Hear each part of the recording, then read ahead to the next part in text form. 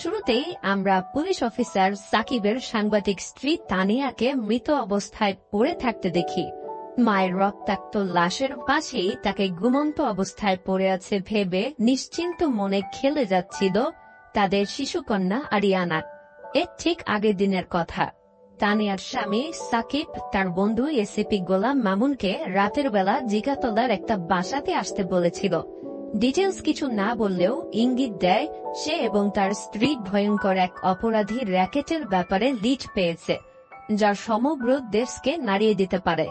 সেদিন রাত 12টার দিকে গোলাম মামুন তার মোবাইলে একটা আননোন নাম্বার থেকে জিগাতলার একটা লোকেশন পায়। এই লোকেশনেই তাকে যেতে বলেছিল তার বন্ধু সাকিব। তবে সেই বাসায় ঢোকার সাথে সাথে কিছু লোক গোলাম মামুনের উপরে হামলা করে বসে। মামুন কোনো মতে নিজেকে বাঁচিয়ে এক হামলাকারীর গলা চেপে ধরে, কিন্তু হঠাৎ কেউ একজন তার ঘাড়ে অজ্ঞান করার ওষুধ ইঞ্জেকশনের মাধ্যমে পুশ করে দিলে সে অজ্ঞান হয়ে যায়। অজ্ঞান হবার আগে সে একটা লোকের চেহারা দেখতে পায়। শেষ স্মৃতি হিসেবে এই লোকের চেহারা মাথায় নিয়ে পরদিন সকালে রাজধানীর একটা লেকের পাশে নিজেকে আবিষ্কার করে মামুন। পকেটে সবকিছু পেলেও নিজের আইডি কার্ডটা খুঁজে পায় না মামুন। এদিকে পরদিন সকালে সবাই তানিয়ার মৃতদেহ নিজ বাসায় আবিষ্কার করে। এই কেসের দায়িত্ব পায় মামুনের প্রতিদ্বন্দ্বী পুলিশ অফিসার রবিন। তানিয়ার বাসায় সবকিছু ছড়ানো ছিটানো ছিল।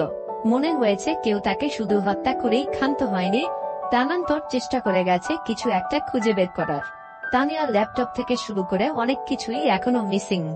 রবিন জানতে পারে রাত 12টার পর ন্যাশনাল গ্রিডে কোনো একটা প্রবলেমের কারণে বাসায় কারেন্ট ছিল না। 2 ঘন্টার জন্য কারেন্ট না থাকায় সিসি ক্যামেরায় কোনো কিছুই রেকর্ড হয়নি সে সময়। এদিকে সকালে মামুন নিজেকে একটু সামনে নিয়ে ফোন করে সাকিবের স্ত্রী তানিয়ার নাম্বারে। যেহেতু সারা রাত সে অজ্ঞান ছিল, তাই তার পক্ষে জানার কথা নয় তানিয়ার হত্যাকাণ্ডের কথা। মামুনের ফোন রিসিভ করে রবিন এবং মামুনকে তাড়াতাড়ি সেখানে আসতে বলে। দিমুর ও মামুন কিছু বুঝতে না পেরেই ঘটনাস্থলের দিকে যেতে থাকে। এরই মধ্যে পুলিশের সাব ইন্সপেক্টর রাহি আর একটা লাশ পেয়ে যায়। মামুনকে রাতে সাকিব যেই বাসাতে ডেকেছিল জিগাতলার সেই বাসার ছাদে পাওয়া যায় সেই মৃতদেহটা। এই মৃতদেহটা হচ্ছে সেই লোকটা যাকে গত রাতে মামুন গলা চিপে ধরেছিল। এই লোকটির নাম হচ্ছে নাসির। কুখ্যাত এক স্বর্ণ চোরাচালান সিন্ডিকেটের সদস্য ছিল এই লোকটি। এই বাসাতে রাতের বেলা মামুনকে আসতে দেখেছে সেখানকার ভাড়াটিয়াগণ। অন্যদিকে রবিন তানিয়ার ফ্ল্যাটের ভাড়াটিয়াদের জিজ্ঞাসাবাদ করতে থাকে। সাকিব, তানিয়া এবং মামুন একই সাথে ভার্সিটিতে পড়েছে। স্বামী পুলিশ অফিসার এবং স্ত্রী সাংবাদিক হওয়ায় তাদের বাসায় নিয়মিতই অনেক ছেলে ফ্রেন্ড বা কলিগদের আসা যাওয়া হতো। এই ব্যাপার থেকেই অনেক ভাড়াটিয়ারা অনেক রং মিশিয়ে বলা শুরু করে এবং তানিয়ার এসব ছেলে বন্ধুদের কারণে সাকিবের সাথে তার অনেক ঝগড়া হতো এসবের ইঙ্গিত দেয়। ঘটনার দিন না হলেও এর আগে অনেকবার মামুনকে তারা এই বাসাতে আসতে দেখেছে। আগে বলেছিলাম ইনভেস্টিগেশন অফিসার এসি রবিন মামুনকে একদমই পছন্দ করত না, তাই এই ব্যাপারগুলো নোট করে মামুনকেই এই কেসের অন্যতম সন্দেহভাজন বানিয়ে দেয়। সাংবাদিক এবং পুলিশদের জটলা ঠেলে মামুন ঘটনাস্থলে প্রবেশ করে এবং নিজের প্রিয় বন্ধুর স্ত্রী তানিয়াকে মৃত অবস্থায় দেখে ভেঙে পড়ে। এর মধ্যে তার ফোনে আননোন নাম্বার থেকে ক্রমাগত মেসেজ আসতে থাকে। হঠাৎ মামুন দেখতে পায় বিদেশ থেকে কোনো এক ব্যক্তি তার ব্যাংক অ্যাকাউন্টে 50 লক্ষ টাকা জমা করেছে। এই টাকা জমা হবার খবর জানাজানি হয়ে গেলে ডিটেকটিভ ব্রাঞ্চের চিফ মামুনকে অফিসে ধরে আনতে বলে। যেহেতু সে সরকারি প্রথম শ্রেণীর কর্মকর্তা, তাই আদালতের নির্দেশ ছাড়া তাকে গ্রেফতার করা যায় না। কিন্তু এরই মধ্যে আরো দুটো ঘটনা ঘটে যায়। জিগাতলায় পাওয়া সেই নাসিরের লাশের গলায় মামুনের আঙুলের ছাপ পাওয়া যায়। অন্যদিকে সেই বাসারই গ্যারেজে ডগ স্কোয়াডের প্রশিক্ষিত কুকুর খুঁজে পায় সাকিবের মরদেহ। এতক্ষণ তানিয়া মারা যাবার পর সবাই তার স্বামী পুলিশ অফিসার সাকিবকে খুঁজছিল। তার লাশ পাওয়া গেল জিগাতলার সেই বাসার গ্যারেজে। অদ্ভুত ব্যাপার হলো সাকিবের হাতে পাওয়া গেছে গোলাম মামুনের আইডি কার্ডটা, যেটা হারিয়ে ফেলেছিল গোলাম মামুন। এইসব কিছুর যোগসূত্র ধরে মামুনকেই আসামি হিসেবে দাঁড় করিয়ে কোর্টে মামলা করা পায়।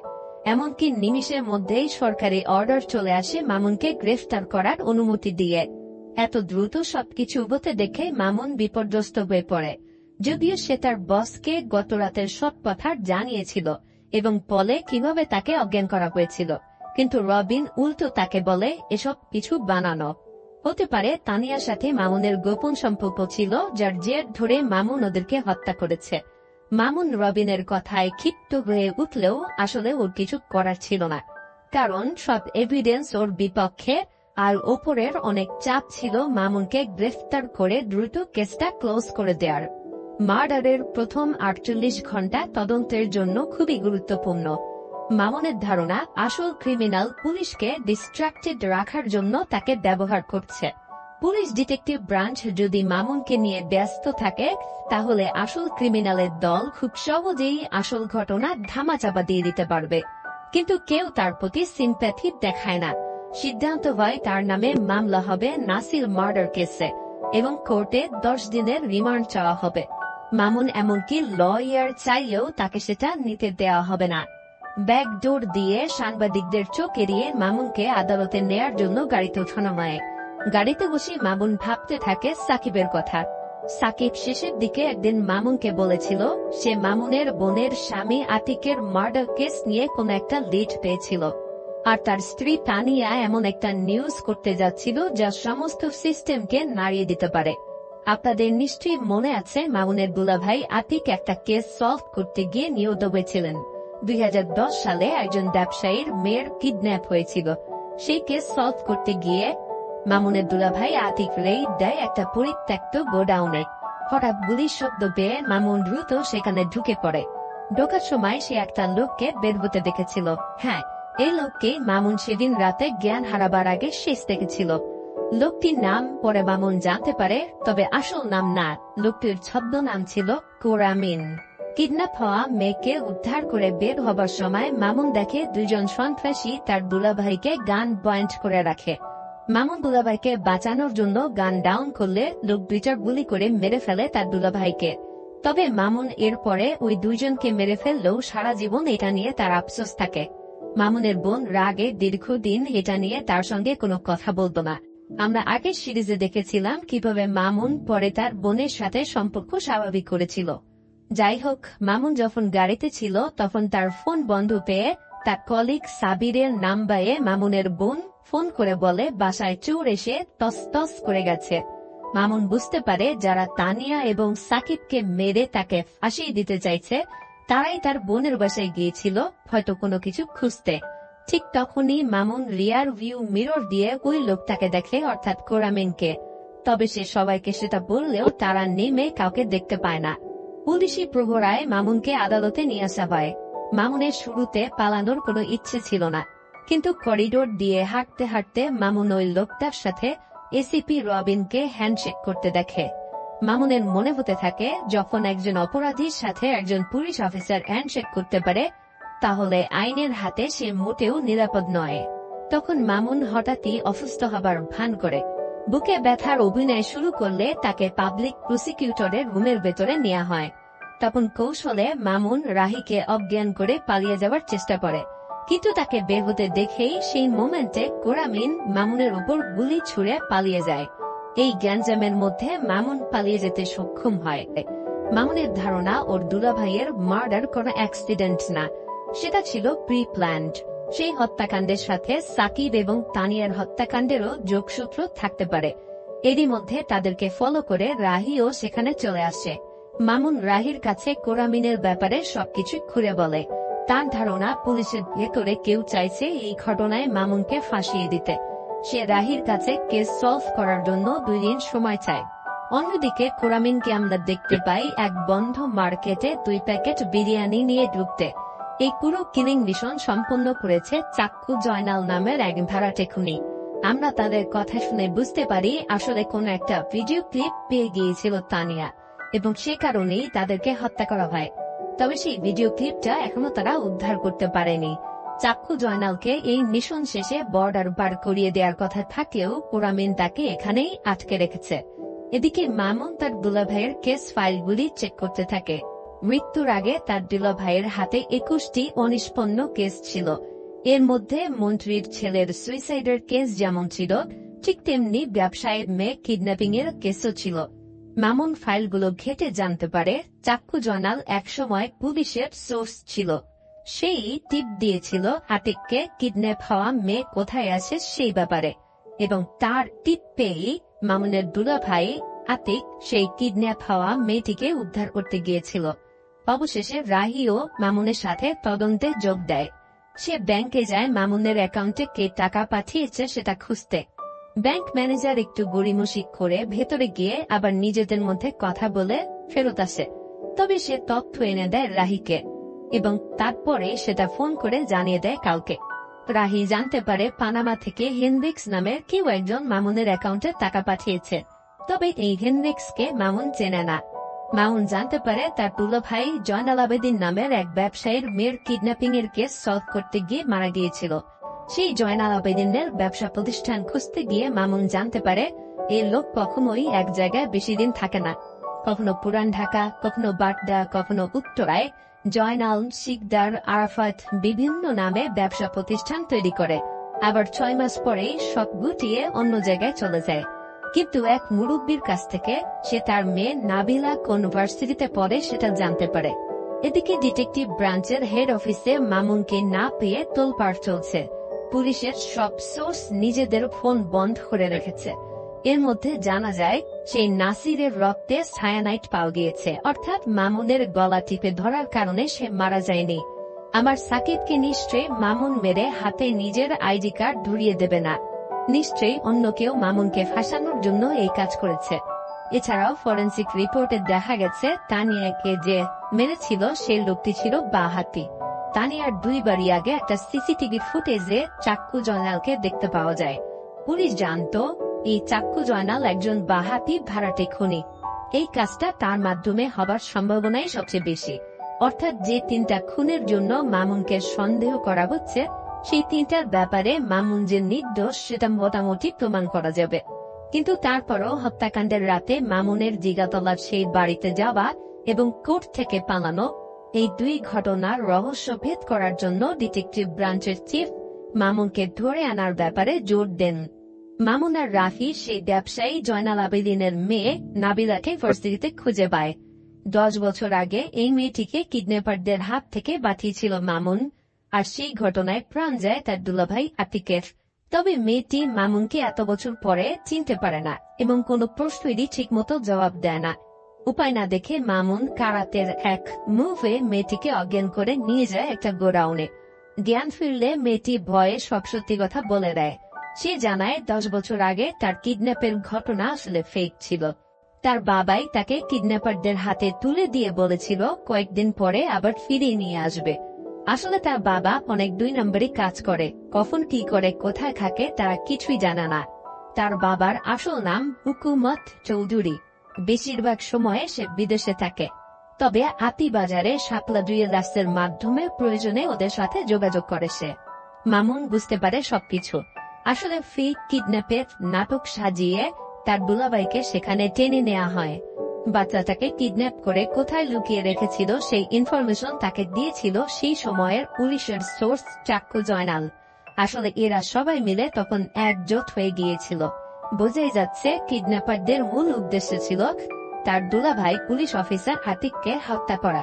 যাই হোক, তারা হাতিবাজারের সেই স্বর্ণের দোকানের দিকে যায়, কিন্তু কাছাকাছি গিয়ে দেখে পুলিশ এবং জনগণের একটা জটলা তৈরি হয়েছে। রাহি এগিয়ে গিয়ে দেখে চাক্কু জয়নালের লাশ পড়ে আছে সেখানে। বোঝাই যাচ্ছে তানিয়াকে মেরে ফেলার পর চাক্কু জয়নালের প্রয়োজন ফুরিয়ে যাওয়ায় তাকে শেষ করে দিয়েছে কোরামিন। এই অবস্থায় খাদের কিনারায় চলে আসে মামুন। এই মুহূর্তে তার কাছে আর নতুন করে তদন্ত করার মতো কিছু ছিল না, তাই রাহি তাকে সারেন্ডার করার প্রপোজাল দেয়। মামুনও ভাবে সারেন্ডার করবে, তবে সে শেষবারের মতো তার বোনকে দেখতে চায়। সামনে থাকা পুলিশদের চোখ ফাঁকি দিয়ে মামুন এবং রাহি তার বোনের বাসায় ঢুকে পড়ে। কথোপকথনের এক পর্যায়ে তারা দেখতে পায় মিডিয়ার কাছে কেউ মামুনের জড়িত থাকার বিষয়টি ফ্লাশ করে দিয়েছে, আর মিডিয়া তো সবসময়ই এক কাঠি সরেস। তারা হেডলাইনে দেখাচ্ছে পরকীয়ার জেরে মামুন নাকি খুন করেছে তার সহকর্মীকে। মামুন বুঝতে পারে পুলিশ ডিপার্টমেন্টের ভেতর থেকে কেউ এই কাজটা করেছে। তখন সে মাথা থেকে স্যারেন্ডারের চিন্তা বাদ দিয়ে রাহিকে কোন রকমে এড়িয়ে নিজে একাই পালিয়ে যায়। বাইরে এসে দেখে রাহি বাইক নিয়ে দাঁড়িয়ে, তার সঙ্গে পালিয়ে যায় মামুন। রাহি মামুনের সাথে একটা রেস্টুরেন্টে বসে। রাহির ধারণা মিনিস্টারের ছেলের সুইসাইড রিলেটেড একটা ভিডিও আছে যেটা তানিয়া কোনোভাবে পেয়ে গিয়েছিল। সে ব্যাপারটা নিয়ে একটু খোঁজ খবর করতে চায়। আপনাদের নিশ্চয়ই মনে আছে মামুনকে সেদিন রাতে একটা আননোন নাম্বার থেকে মেসেজ পাঠানো হচ্ছিল। সেই নাম্বারটা সে রাহিকে দেয় ট্রেস করার জন্য। ডিটেইলস বের করার পর দেখা যায় নাম্বারটি ফরিদা আহমেদ নামের কারো নামে রেজিস্ট্রেশন করা। নাম্বারটি বর্তমানে প্যারামাউন্ট রিসোর্ট নামের একটা হোটেলে রয়েছে। মামুন দেখতে পায় তাকে দেয়া সেই ছবিতে 4 যুবক যুবতীর পেছনের যে রিসোর্টটা দেখা যাচ্ছে সেটার নামও প্যারামাউন্ট রিসোর্ট। অগত্যা সেই ফরিদা আহমেদকে খুঁজতে তারা রিসোর্টটিতে যায়, কিন্তু গিয়ে দেখে প্যারামাউন্টে ওই নামে কেউ নেই। হঠাৎ দেয়ালে টানানো একটা ছবিতে সে সেই মেয়েটিকে দেখতে পায় যাকে ছবিতে দেখা যাচ্ছে। মামুন জানতে পারে মেয়েটির নাম সোফিয়া রশিদ, প্যারামাউন্ট গ্রুপের চেয়ারম্যান কাজী রশিদের মেয়ে। তারা এই সোফিয়ার সাথে দেখা করতে চায়। শুরুতে না করলেও পরবর্তীতে সোফিয়া তাদেরকে দেখা করার অনুমতি দেয়। শুরুতে সোফিয়া এসব ব্যাপার নিয়ে কথা বলতে চাইছিল না, কিন্তু পরে সবকিছু বলে দেয়। এখানেই আমরা মোটামুটি রহস্যগুলো আনভিল করব। তানিয়া এবং সোফিয়া ছিল স্কুলের বান্ধবী। নারী উদ্যোক্তাদের নিয়ে একটা প্রতিবেদন বানানোর জন্য তানিয়া সোফিয়ার একটা ইন্টারভিউ করেছিল। সোফিয়া তখন প্রায় 10 বছর পর লন্ডন থেকে দেশে এসেছিল। পুরনো বান্ধবীকে পেয়ে মনের অনেক গোপন কথাই সে বলে ফেলেছিল। কি ছিল সেই কথা? আসলে এই সোফিয়া রশিদ 10 বছর আগে কেম্পায়ার গ্রুপের কর্ণধার মঞ্জুরুল করিমের গার্লফ্রেন্ড ছিল। কিন্তু ক্ষমতার লোভে অন্ধ মঞ্জুরুল তখন নিয়মিতই শারীরিকভাবে টর্চার করা শুরু করলে সোফিয়া তার সঙ্গে ব্রেকআপ করে। কিন্তু ব্রেকআপের পরেও মঞ্জুরুল বিভিন্নভাবে নিজের পাওয়ার খাটিয়ে সোফিয়াকে নিজের কাছে এনে শারীরিক সম্পর্ক করত, অনেকটা ফ্রেন্ডস উইথ বেনিফিটের মতো। সোফিয়ার বাবা প্যারামাউন্ট গ্রুপের মালিক হলেও এম্পায়ার গ্রুপ ছিল তার চেয়ে অনেক বেশি ক্ষমতাধর। তাদের বিরুদ্ধে নিজের মেয়েকে বাঁচানোর জন্য তার কিছুই করার ছিল না। এসব কিছুর মধ্যে সোফিয়াকে ভালোবেসে ফেলে মন্ত্রীর ছেলে জুনায়েদ। মঞ্জুরুলের এমন আচরণের হাত থেকে সোফিয়াকে বাঁচানোর জন্য সে সোফিয়াকে বিয়ে করার ব্যবস্থা নেয়। স্বভাবতই মঞ্জুরুল জিনিসটাকে ভালো চোখে দেখে না। 2010-এর জুলাই মাসের একটা পার্টিতে জুনায়েদের সাথে সোফিয়াকে দেখে মঞ্জুরুল ক্ষিপ্ত হয়ে ওঠে। শুরুতে সোফিয়ার প্রতি তার আক্রোশ থাকলেও পরে জুনায়েদ তাতে ইনভলভ হয়। ফলে নিজের বডিগার্ডদের দিয়ে পেটানো শুরু করে মঞ্জুরুল জুনায়েদকে। এক পর্যায়ে সোফিয়ার চোখের সামনেই সুইমিং পুলের পানিতে চুবিয়ে মারে সে জুনায়েদকে। সকালবেলা পুরো ঘটনাটা আত্মহত্যা হিসেবে ধামাচাপা দিয়ে দেয় মঞ্জুরুলের বাবা। ঘটনার একমাত্র সাক্ষী সোফিয়াকে নিয়ে সোফিয়ার বাবা লন্ডনে চলে যায় পরদিনই। 10 বছর পর দেশে ফিরে এসে তানিয়াকে এসব কথা বলেছিল সোফিয়া। তানিয়া ব্যাপারটা নিয়ে একটু ইনভেস্টিগেট করে এবং এর ফলে বিপদে জড়িয়ে পড়ে। মঞ্জুরুলের ধারণা ওই দিন সুইমিং পুলের ঘটনা সোফিয়া নিজের মোবাইলে ভিডিও করেছিল। সেই ভিডিও তানিয়ার কাছে আছে এই সন্দেহে তাকে হত্যা করা হয়েছে। এতক্ষণ মামুন এবং রাহি চুপচাপ সব কথা শুনছিল। হঠাৎ রাহির ফোনে কোরামিন নামের একটা লোকের ফোন আসে। মামুন বুঝতে পারে সে রাহিকে বিশ্বাস করে ভুল করে ফেলেছে। রাহি পিস্তল বের করে এবং সোফিয়ার কাছে সেই ভিডিওটি চায়। অসতর্কতার এক মুহূর্তে রাহির হাত থেকে পিস্তল ফেলে দিয়ে মামুন তার সঙ্গে হাতাহাতি লড়াই শুরু করে। এক পর্যায়ে পিস্তল দখলের লড়াই চলার সময় গুলি বের হয়ে রাহির পেটে গিয়ে লাগে। সোফিয়ার রিসোর্টের স্টাফদের সহায়তায় রাহিকে গোপনে হাসপাতালে পাঠানোর ব্যবস্থা করে সোফিয়া। এবার মামুনের দুলাভাই আতিক কিভাবে এই ঘটনায় জড়িয়ে পড়ে সেটা সোফিয়া জানায়।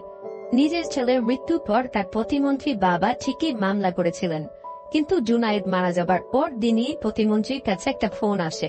ফোনটা করেছিল হুকুমতের। এক পাশে জুনায়েদের বাবা এবং অন্য পাশে মঞ্জুরুলের বাবাকে বসিয়ে স্পিকারে হুকুমত সবকিছু মীমাংসা করে ফেলতে বলে দুজনকে। বিনিময়ে মঞ্জুরুলের বাবা জুনায়েদের বাবাকে একটা মোটা অঙ্কের টাকার চেক দেন। অবশ্য টাকা নিয়ে সমঝোতা করা ছাড়াও জুনায়েদের বাবা কিছু করার ছিল না, কারণ জুনায়েদ ছাড়াও তার একটা ছেলে এবং একটা মেয়ে আছে। টাকা না নিলে পুরো পরিবার ধ্বংস করে ফেলার হুমকি দেয় হুকুমত, আর টাকা নিয়ে মীমাংসা করলে পরবর্তীতে প্রতিমন্ত্রী থেকে তাকে ফুল মন্ত্রী বানানোর প্রতিশ্রুতি দেয়া পায়। ফলে নিউজ করা হয় জুনায়েদ মাতাল অবস্থায় সুইমিং পুলে লাফ দিয়ে পড়ে মারা গেছে। আতিককে দেয়া হয়েছিল এই অপমৃত্যু মামলার দায়িত্ব। আতিক অবশ্য তদন্ত করতে গিয়ে জানতে পারে জুনায়েদের রক্তে কোনো মদের স্যাম্পল পাওয়া যায়নি। এছাড়াও সেই পার্টিতে কয়েকজনকে সে পায় যারা নিজের চোখে মঞ্জুরুলকে জুনায়েদকে টেনে নিয়ে যেতে দেখেছিল। এ কথাগুলো চিফকে আতিফ জানায়, কিন্তু চিফ তাতে রাজি হয় না, কারণ কনক্রিট কোনো এভিডেন্স ছাড়া মঞ্জুরুলের মতো পাওয়ারফুল লোককে এই কেসে সে জড়াতে চাইছিল না। উপায়ন্তর না দেখে মারা যাবার আগের দিন অর্থাৎ 17 সেপ্টেম্বর আতিক মন্ত্রীর সঙ্গে দেখা করে জানায় সবকিছু। আই উইটনেসরা ভয়ে সাক্ষী দিতে চায় না, ফলে আতিক মন্ত্রীর হস্তক্ষেপ ছাড়া মঞ্জুরুলের বিরুদ্ধে কিছু করতে পারছে না। সবকিছু জেনেও মন্ত্রী আতিককে কেসটা ক্লোজ করে দিতে বলে। আসলে মন্ত্রী নিজের পরিবারকে বাঁচানোর জন্য নিজেও ছিল নিরুপায়। এর পরের দিনই একটা কিডন্যাপিং এর মিথ্যে নাটক সাজিয়ে আতিককে নিয়ে যাওয়া হয় একটা গোডাউনে, যেখানে তাকে হত্যা করা হয়েছিল। সোফিয়া মামুনকে জানায় এইসব কিছু নিয়ন্ত্রণ করে হুকুমত নামের একজন। হুকুমত ঠিক কোনো মানুষ নয়, এটাকে বলা যায় একটা সংগঠন অথবা একটা আইডিয়া। বিভিন্ন সময় এটার প্রধান যে থাকে তাকেই হুকুমত নামে দেশের সবকিছু নিয়ন্ত্রণ করতে দেখা যায়। দেশের এবং বাইরের সবচেয়ে ক্ষমতাধর লোকেরা এই হুকুমতের অংশ। সরকারি বিভিন্ন শ্রেণী পেশার লোকেরাও এদের অংশ। সরকার প্রধানের চেয়েও যেন এদের ক্ষমতা বেশি। নিজেদের স্বার্থে আঘাত হানলে হুকুমত যে কোনো সময় যে কোনো মানুষকে শেষ করে দিতে পারে, যে কোনো কিছু ধ্বংস করে সেটাকে দুর্ঘটনার মতো দেখাতে পারে। হুটহাট দ্রব্যমূল্যের ঊর্ধ্বগতি, বাজারে কৃত্রিম সংকট সৃষ্টি, কলকারখানায় শ্রমিক আন্দোলন কিংবা আগুন লাগানো সবই সেই মাফিয়া সিন্ডিকেটের নির্দেশ হয়, অর্থাৎ হুকুমতের নির্দেশ পায়। সোফিয়ার ধারণা এই হুকুমতের ব্যাপারে জেনে গিয়েছিল বলে মামুনের দুলাভাই আতিক, বন্ধু সাকিব এবং তানিয়াকে শেষ করে দেওয়া হয়েছে। একটা হত্যা, একটা কিডন্যাপ, এসবের চেয়েও অনেক বড় কিছু চালায় এই হুকুমত। বর্তমানে হুকুমতের ট্রাম্প কার্ড হল এম্পায়ার গ্রুপ। এ কারণেই তারা সবকিছু থেকে মঞ্জুরুলকে সেভ করে রাখছে। যখন মঞ্জুরুলের প্রয়োজন শেষ হয়ে যাবে তখন হুকুমত মঞ্জুরুলকে শেষ করে দিতেও দ্বিতীয়বার চিন্তা করবে না। এরাই সরকার গড়ে, আবার এরাই সরকার ভাঙে। তবে মামুনকে সোফিয়া জানায় সোফিয়ার কাছে সেদিন রাতের বেলার কোনো ভিডিও নেই, যদিও সবাই ভাবে সোফিয়ার কাছে সেটা আছে। সোফিয়া কখনো পুলিশের কাছে সাক্ষীও দিতে পারবে না, কারণ সেক্ষেত্রে হুকুমত সোফিয়ার পরিবারকে শেষ করে দেবে। তবে সে মামুনকে দেশ ছেড়ে পালাবার একটা সুযোগ দিতে চায়, কিন্তু মামুন এর শেষ না দেখে ছাড়বে না। মামুন ইচ্ছে করেই একটা এটিএম বুথে যায় 500 টাকা তুলতে। মামুন জানত কেউ এটিএম বুথের সিসি ক্যামেরায় ট্রেস করে তাকে ধরতে আসবে। সেই সাথে মামুন তার বোনকে ফোন করে যাতে তার লোকেশনও ট্রেস করা যায়। মামুন তার বোনের কাছে চোখের জলে বিদায় নেয়। রবিন অবশ্য মামুনের সব কথাই কন্ট্রোল রুম থেকে শুনতে পায়। এদিকে লোকেশন পেয়ে খোরামিন দলবল নিয়ে এসে এটিএম বুথের আশেপাশে মামুনকে খোঁজা শুরু করে। মামুন একটা বুথের ওপরে একটা ফোন রেখে এসেছিল। সেই ফোনের মাধ্যমে খোরামিনের সাথে কথা বলে সে। খোরামিন নিজেকে হুকুমতের হিটম্যান হিসেবে পরিচয় দেয়। অবশ্য আতিক, সাকিব বা তানিয়াকে মেরে ফেলে তার কোনো অনুশোচনা নেই। মানুষ বিভিন্নভাবে মারা যায়, এমনকি ব্যাকটেরিয়া, ভাইরাসও মানুষ মারে। মানুষ মানুষকে মেরেই বড় হয়। কাজেই সে শুধুমাত্র প্রকৃতির একটা কাজ নিজের হাতে করেছে মাত্র। মামুন খোরামিনকে ব্লাফ দেয়, তার কথা মতো মঞ্জু যদি তার সঙ্গে দেখা না করে তাহলে তার কাছে থাকা ভিডিও ক্লিপটা আপলোড করে দেবে। তবে মামুন খোরামিনকে ভীতু ভেবে ভুল করেছিল। খোরামিন উল্টো থ্রেড দিয়ে তাকে বলে 2 ঘন্টার মধ্যে ভিডিওটি ফেরত না দিলে মামুনের বোনকে সে মেরে ফেলবে। মামুন উপায় না পেয়ে রবিনকে ফোন করে সাহায্য চায়। রবিন মনে করে আগে মামুন যেভাবে রাহিকে ফাঁকি দিয়ে নিজের স্বার্থ হাসিল করেছিল, এবারও হয়তো তেমনি পালানোর কোনো ফন্দি করছে। তবে সে মামুনের বোনের বাসায় থাকা পুলিশ পেট্রোলকে ফোন করে জানতে পারে তাদেরকে ফেরত চলে আসার অর্ডার করা হয়েছে। রবিন বুঝতে পারে আসলেই মামুন সত্যি কথা বলছে। খুব উপরের কোনো মহল হয়তো মামুনের পেছনে লেগেছে। মামুন বাসায় এসে দেখে হুকুমতের লোকজন তার বোন এবং তার বোনের মেয়েকে জিম্মি করে রেখেছে। বাইরে আওয়াজ হলে সেখান থেকে কয়েকজন উঠে দেখতে যায় কিসের আওয়াজ হলো। মামুন তখন তাদের সাথে এনকাউন্টারে লিপ্ত হয়। তাদেরকে পরাজিত করে রুমের ভেতরে ঢুকে মামুন দেখতে পায় 10 বছর আগের মতো সেম সিচুয়েশন। মামুনের বোনকে গান পয়েন্টে রেখে সন্ত্রাসীরা মামুনকে পিস্তল ফেলে দিতে বলে, কিন্তু মামুন এক ভুল দ্বিতীয়বার করে না। এবার একই সিচুয়েশনে পিস্তল নামানোর ভান করে পরে বুট করে গুলি করে সেই লোকটাকে মেরে ফেলে মামুন। কিন্তু এরই মধ্যে হঠাৎ একজন মামুনকে ব্ল্যাঙ্ক রেঞ্জে পেয়ে গুলি করতে আসলে রবিন তাকে গুলি করে মেরে ফেলে। অর্থাৎ রবিন ঠিকই এসেছে মামুনের বোনকে বাঁচাতে। তবে সে মামুনকে গ্রেফতার করে এবং তার বোনের বাসায় পুলিশের একটা টিম রেখে চলে যায়। রবিন মামুনকে ড্রাইভ করতে পাঠায় গান পয়েন্টে রেখে। এই সব কিছুই কোরামিন মাইক্রোতে বসে দেখছিল। মাইক্রোতে বসে মামুন রবিনকে জানায় তার যেই ব্যাংক অ্যাকাউন্টে বিদেশ থেকে টাকা এসেছিল সেই ব্যাংকের মালিকও হুকুমতের লোকজন। হুকুমত প্ল্যান করে তাকে ফাঁসানোর চেষ্টা করছে। হঠাৎ মামুন প্রচন্ড জোরে গাড়ি চালাতে থাকে। রবিন মামুনকে থামাতে পারছিল না, কারণ যদি সে মামুনকে থামানোর জন্য গুলি বা অন্য কিছু করে বসে তাহলে গাড়ি অ্যাক্সিডেন্ট করে সেও মারা যাবে। মামুন রবিনকে সেদিন আদালতে কোরামিনের সাথে হ্যান্ডশেক করার কারণ জানতে চেয়ে তার সঙ্গে কিভাবে পরিচয় সেটা জানতে চায়। রবিন জানায় সে কোরামিনকে নেয়ামত নামে চিনত। এর আগে সে ব্লু স্টার গ্রুপের হয়ে একটা ল্যান্ড সেটেলমেন্ট কেসে রবিনের সাথে ডিল করেছিল। নেয়ামত যে কোরামিন নামে অপরাধ করছে এটা সে তখন জানত না। হঠাৎ মামুন হার্ট ব্রেক করলে রবিনের হাত থেকে পিস্তল পড়ে যায়। সেই পিস্তল নিয়ে মামুন রবিনকে আটকে রেখে পালিয়ে যায়। রবিন ব্যাপারটা নিয়ে খুবই রেগে যায়। সে তার বসের কাছ থেকে মামুনকে দেখা মাত্র গুলি করার অনুমতি চায়। বস কিছুটা গড়িমসি করলেও পরে উপরের চাপে সেটা দিতে বাধ্য হয়। এদিকে মামুন মঞ্জুরুলকে ফোন করে ভিডিও নেয়ার জন্য একটা জায়গায় আসতে বলে। মঞ্জুরুল কোরামিন সহ তার গ্যাং এর আরো মেম্বারদেরকে নিয়ে মামুনকে ধাওয়া করে। মামুন একটা বাইক নিয়ে পালানোর অভিনয় করে তাদেরকে সেই প্যারামাউন্ট রিসোর্টে নিয়ে আসে। কোরামিন লোকজন নিয়ে মামুনকে গান পয়েন্ট করে তার হাত থেকে পিস্তল কেড়ে নেয়। এরই মধ্যে মঞ্জুরুল চলে আসে, মামুনকে তীব্রভাবে গালাগালি করে এবং তার শর্ট গানের বাট দিয়ে মারতে মারতে ভিডিওটা ফেরত চায়। হুকুমতের পেছনে লাগার জন্য মঞ্জুরুল তাকে বিদ্রুপ করে। মঞ্জুরুল বলে এই দেশ সরকার চালায় না, বরং হুকুমত চালায়। অর্থ পাচার, মূল্যবৃদ্ধি এসব কিছু থাকে হুকুমতের কন্ট্রোলে। মামুনকে মারতে মারতে মঞ্জুরুল, জুনায়েদ, সাকিব, তানিয়া সবাইকে মারার কথা স্বীকার করে। এর মধ্যে কোরামিন তাকে বারবার থামতে অনুরোধ করলেও মঞ্জুরুলকে যেন এক নেশা পেয়ে বসে। হঠাৎ এরই মধ্যে রবিন চলে আসে পুলিশ ফোর্স নিয়ে। মঞ্জুরুল লক্ষ্য করে তার বাবা তাকে 27 বার মিস কল দিয়েছে। আসলে এই প্যারামাউন্ট রিসোর্টে আসা, এখান থেকে পালাবার অভিনয়, এসব কিছুই ছিল মামুনের প্রি প্ল্যান্ড। সাবির এবং সোফিয়ার সাহায্য নিয়ে মামুন আগেই এই রিসোর্টের ছাদে ক্যামেরা লাগিয়ে সবকিছু ফেসবুকে লাইভ টেলিকাস্ট করার ব্যবস্থা করেছিল। দেশের লক্ষ লক্ষ মানুষ নিজের মোবাইলে দেখেছে মঞ্জুরুলের স্বীকারোক্তি। জুনায়েদকে হত্যা করার কোনো ভিডিও আগে মামুনের কাছে ছিল না, কিন্তু এখন মঞ্জুরুলের স্বীকারোক্তির ভিডিও সবার মোবাইলে চলে এসেছে। উপর থেকে নতুন অর্ডার আসে। পুলিশকে বলা হয় মামুনকে বাদ দিয়ে মঞ্জুরুলকে গ্রেফতার করতে। কোরামিনও নতুন একটা কল পায়। হুকুমতের লোকেরা বুঝতে পেরেছিল মঞ্জুরুল বেঁচে থাকলে তাদের ঝামেলা বাড়বেই। ফলে কোরামিন মঞ্জুরুলকে গুলি করে মেরে ফেলে এবং এরপর নিজেও আত্মহত্যা করে। কি ভয়ঙ্কর সিস্টেম এই হুকুমত! কোরামিন নিজের জীবন দিতে 1 সেকেন্ডও দ্বিতীয়বার চিন্তা করল না। আসলে মামুন যেভাবে মঞ্জুরুলকে লাইভ টেলিকাস্ট করে ফাঁসিয়ে দিয়েছিল, এরপরে হুকুমত গ্যাংয়ের আর উপায় ছিল না তাকে বাঁচিয়ে রাখার। তবে মামুনকে শাস্তি পেতে হয় পুলিশের গায়ে হাত তোলা এবং কোর্ট থেকে পালানোর জন্য। মঞ্জুরুলকে অবশ্য মিডিয়াতে উন্মাদ হিসেবে ঘোষণা করা হয়। এত বছর ধরে করা তার সব অপরাধ পেপার পত্রিকাতে আসা শুরু করে। অবশ্য দেশের সব রাজনীতিবিদ এবং নামিদামি টকশোকারী সাংবাদিকেরা এই হুকুমতের পুরো ব্যাপারটি মঞ্জুরুলের নেশাখোর ব্রেনের বানোয়াট গল্প বলে উড়িয়ে দেয়। এখানেই সিরিজটার প্রথম সিজন শেষ হয়।